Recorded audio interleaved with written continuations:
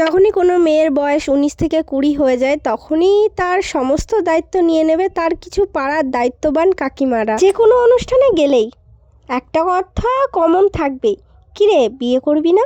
বিয়েটা করেই ফেল, বয়স তো হয়ে গেছে তোমার মেয়ের, বিয়েটা দিয়েই দাও, ভালো ছেলে আছে। দেরি হলে তো চেহারাটা ভারী হয়ে যাবে, তখন আর কোনো ছেলে পছন্দও করবে না, আর অনেক সমস্যা হবে।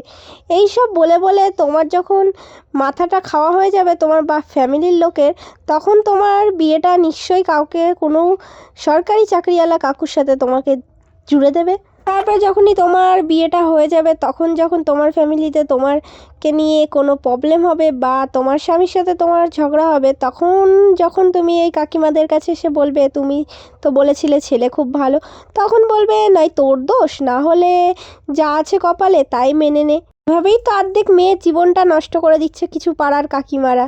তো বলছি কাকিমা, বিনা পয়সায় কাজ করতে কষ্ট হয় না?